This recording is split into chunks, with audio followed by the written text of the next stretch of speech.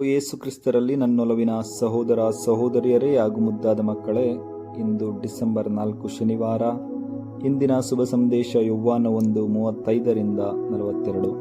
ಈ ಒಂದು ಶುಭ ಸಂದೇಶ ಭಾಗದಲ್ಲಿ ನಾವು ಸ್ನಾನಿಕ ಯೋಹಾನನು ಪ್ರಭು ಯೇಸು ಕ್ರಿಸ್ತರು ಆಗಮಿಸಿದಾಗ ಪ್ರಭು ಯೇಸು ಕ್ರಿಸ್ತರ ಪರಿಚಯವನ್ನು ತಮ್ಮ ಶಿಷ್ಯರಿಗೆ ಮಾಡಿಕೊಡುತ್ತಾರೆ ಹಾಗೂ ಈ ಶಿಷ್ಯರು ಪ್ರಭು ಯೇಸು ಕ್ರಿಸ್ತರನ್ನು ಹಿಂಬಾಲಿಸುತ್ತಾರೆ.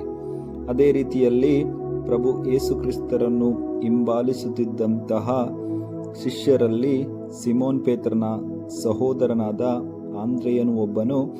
ಇವನು ತನ್ನ ಸಹೋದರ ಸಿಮೋನನನ್ನು ಕಂಡಾಗಲೂ ನಮಗೆ ಮೆಸ್ಸಾಯ ಸಿಕ್ಕಿದ್ದಾರೆ ಎಂದು ಆ ಮೆಸ್ಸಾಯನ ಪರಿಚಯವನ್ನು ತನ್ನ ಸಹೋದರನಿಗೆ ಮಾಡಿಕೊಡುತ್ತಾನೆ ಹಾಗೂ ಆ ಸಹೋದರ ಪ್ರಭು ಯೇಸು ಕ್ರಿಸ್ತರನ್ನು ಹಿಂಬಾಲಿಸುತ್ತಾನೆ.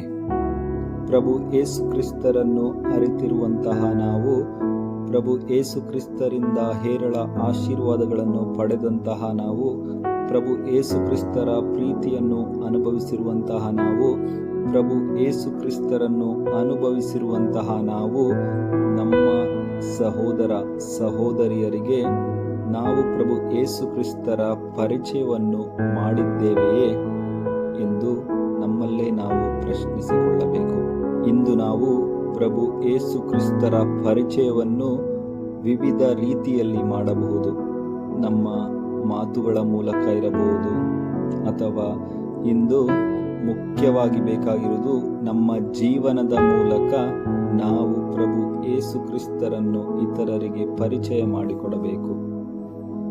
ನಾವು ಸೋಷಿಯಲ್ ಮೀಡಿಯಾಗಳನ್ನು ಉಪಯೋಗಿಸುವಂತಹ ವ್ಯಕ್ತಿಗಳಾಗಿದ್ದೇವೆ.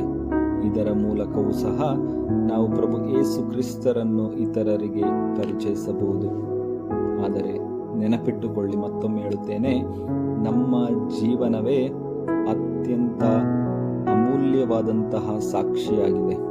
ಆದ್ದರಿಂದ ಇನ್ಯಾವುದೇ ಒಂದು ಮಾಧ್ಯಮವನ್ನು ಉಪಯೋಗಿಸುವಂತಹ ಮುಂಚೆ ನಮ್ಮ ಜೀವನದ ಮೂಲಕ ನಾವು ಪ್ರಭು ಯೇಸು ಕ್ರಿಸ್ತರನ್ನು ಇತರರಿಗೆ ಪರಿಚಯ ಮಾಡಿಕೊಟ್ಟರೆ ಅದು ಅತ್ಯಂತ ಮಹತ್ವವುಳ್ಳದಾಗಿದೆ ಹಾಗೂ ಫಲವನ್ನು ನೀಡುವಂತಹ ಶಕ್ತಿದಾಯಕ ಮಾಧ್ಯಮವಾಗಿದೆ.